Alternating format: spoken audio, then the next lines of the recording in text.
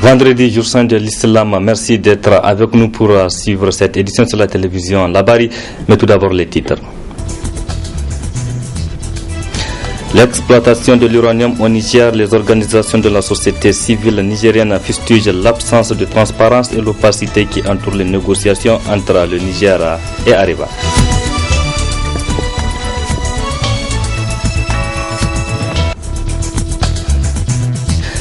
Interdit aux gros porteurs de stationner dans la ville de Niamey, mais plutôt au parking de la route Torodi et Dosso ou au parking privé. C'est la décision des autorités municipales de Niamey.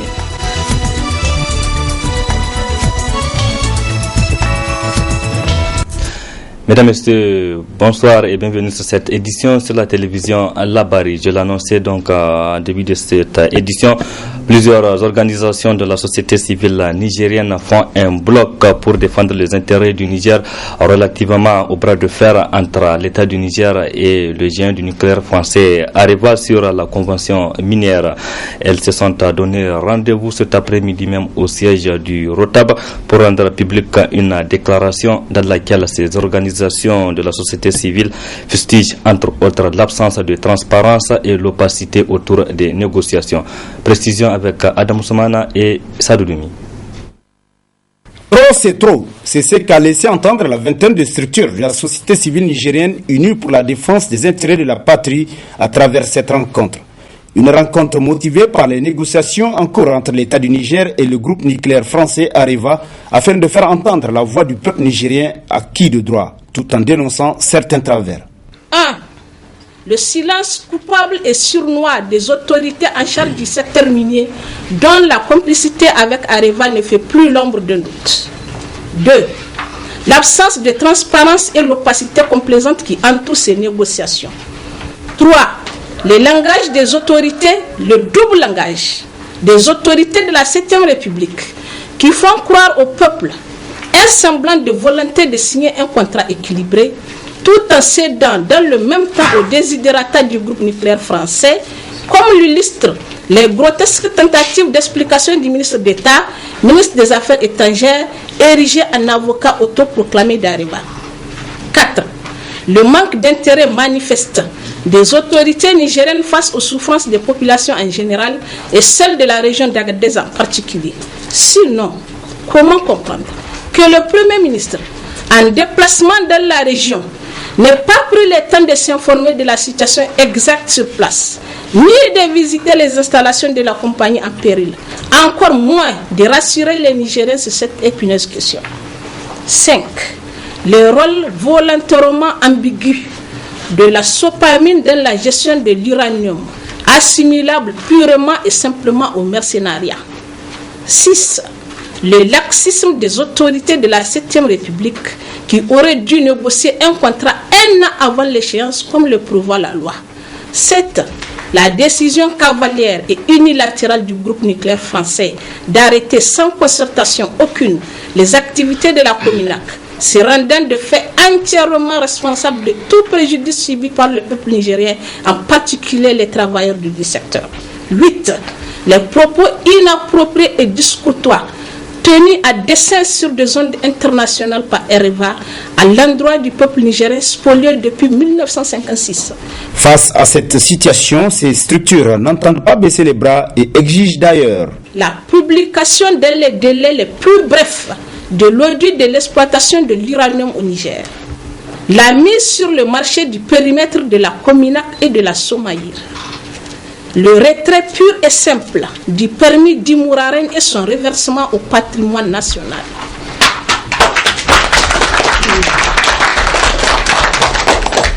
10. Nous réaffirmons notre ferme attachement à la Constitution du 25 novembre 2010, notamment en ses articles 147, 148, 149, 150, 151, 153 et enfin 152. Et renouvelons notre ferme détermination inébranlable à lutter pour que les ressources naturelles et du sous-sol profitent réellement au Niger et à son peuple. 11. Rappelons au président de la République son serment coranique de respecter et de faire respecter la Constitution du 25 novembre 2010. 12. Et enfin, lançons un vibrant appel aux forces vives de la nation que nous invitons à participer massivement aux manifestations prévues le 25 janvier 2014 sur toute l'étendue du territoire en vue de mettre la nation nigérienne dans ses droits. Mobilisons-nous alors tous pour défendre les intérêts du pays afin de faire profiter au peuple nigérien les ressources de son sous-sol et amener ainsi les différents partenaires du Niger à respecter sa souveraineté. L'Union des étudiants nigériens à l'université Abdou Moumouni de Niamey a organisé ce matin une marche pacifique du campus à la place de la concertation où un imposant meeting a eu lieu. Une première sortie de l'Union pour amener les autorités de créer les conditions de cours dans cette université, mais aussi pour dénoncer l'opacité qui entoure les négociations entre l'État du Niger et Areva sur la révision de la convention minière. Ils étaient des milliers d'étudiants à battre le pavé, comme nous le rapportent Asmana China et Ibrahim Abdou. C'est la toute première action que les étudiants nigériens à l'université de Niamey entreprennent au cours de cette année scolaire 2013-2014. Une manifestation pour dénoncer ce qu'ils ont appelé la négligence des autorités à régler les problèmes académiques et sociaux auxquels ils sont confrontés. La situation académique des étudiants à l'université de Niamey reste caractérisée par une extrême précarité jamais constatée dans l'histoire de notre institution. En effet, dans toutes les facultés de l'université Abdou Moumouni, la fin des années académiques relève de l'impossible. En témoigne la non-exécution jusqu'à la date d'aujourd'hui des programmes de l'année académique 2012-2013. La persistance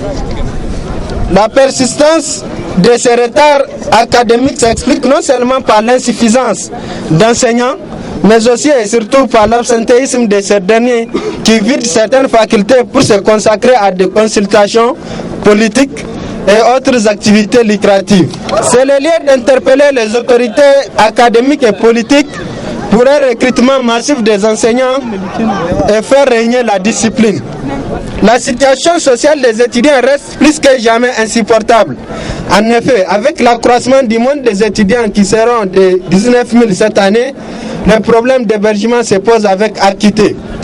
Doté seulement de 11 bâtiments, le Centre national des œuvres universitaires n'a que 1209 lits à sa disposition pour couvrir un besoin de 19 000 étudiants. Le CE constate l'insouciance des autorités politiques face à ces problèmes qui devraient les interpeller, ne serait-ce que pour des raisons humanitaires. Une autre préoccupation évoquée par l'UNUN au cours de son meeting, les négociations sur les conventions minières entre le gouvernement du Niger et Areva.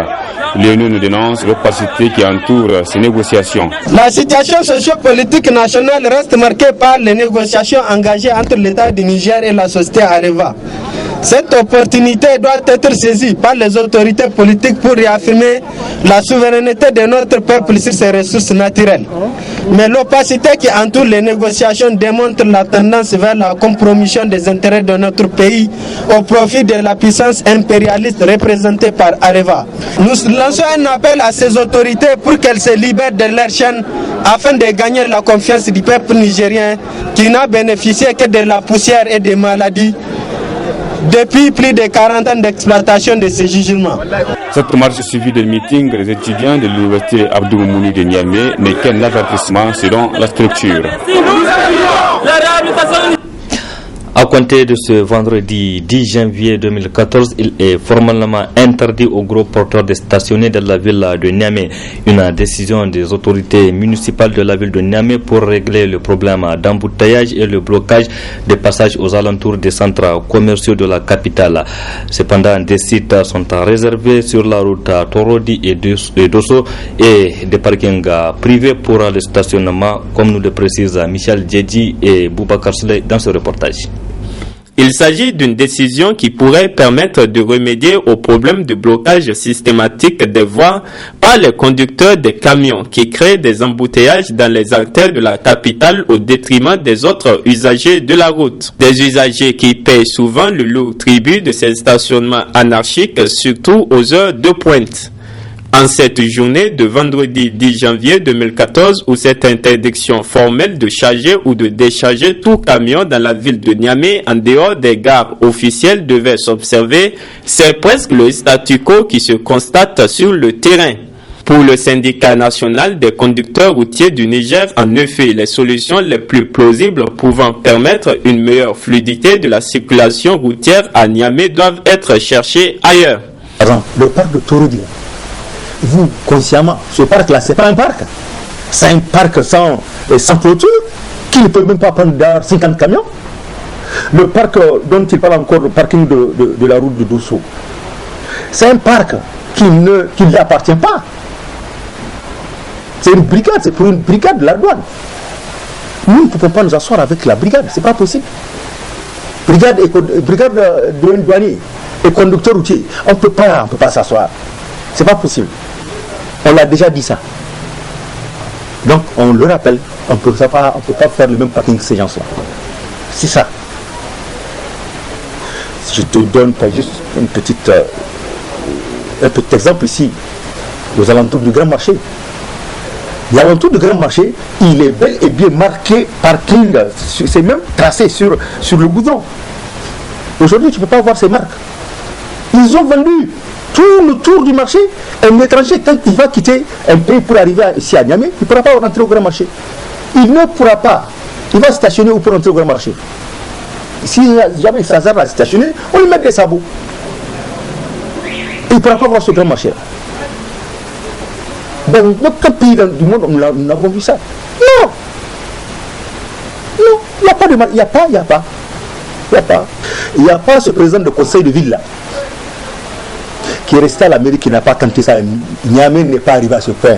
Ainsi, même si cette décision paraît salutaire pour une grande partie des usagers de la route, pour le SNCRN, les autorités municipales de la ville de Niamey doivent revoir leur copie au risque de ne pas engager un bras de fer pouvant provoquer une hausse des prix des produits de première nécessité sur le marché.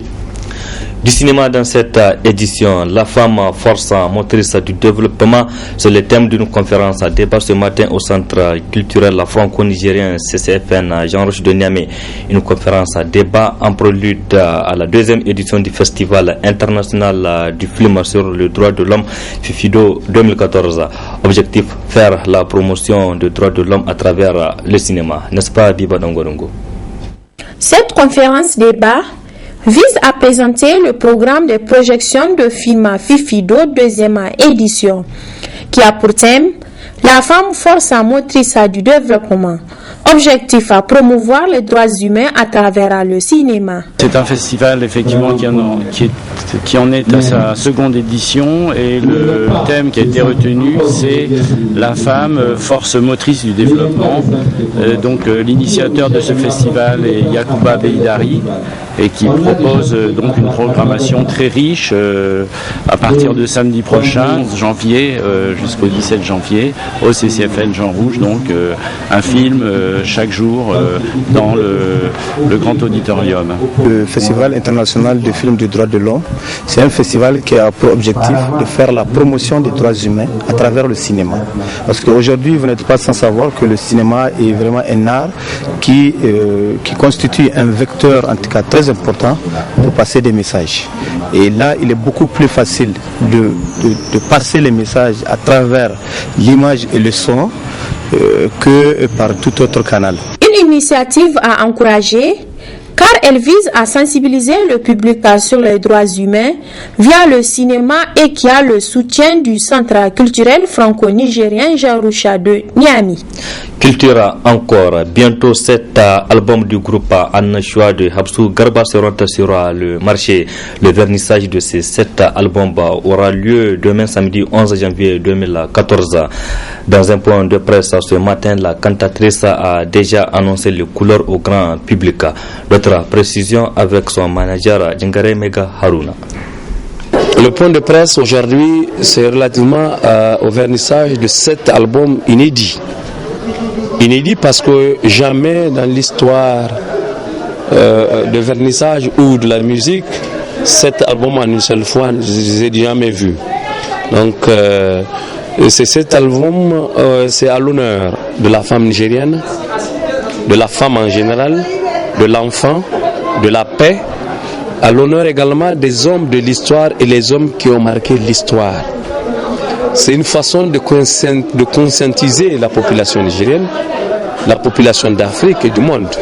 Une façon d'informer, de sensibiliser, de moraliser notre population pour un développement durable. Voilà pourquoi cet album, en une seule fois, en une seule soirée, son vernissage, le samedi 11 janvier 2014 et à 15h au palais le 29 juillet. C'est une façon de responsabiliser le citoyen, une façon de conscientiser le citoyen pour qu'il sache ce qu'il veut, ce qu'il fait et là où il va. Et là, ça nous permet vraiment d'avoir un développement durable. La soirée commence à 15h00 au Palais des Sports à Niamey. Et la rentrée, c'est à 2500. Voilà, c'est la fin de cette édition, mesdames et messieurs. Merci à vous qui l'avez suivi et restez en compagnie du programme de la télévision Labari. À toutes et à tous, je vous souhaite bon début de week-end. Au revoir.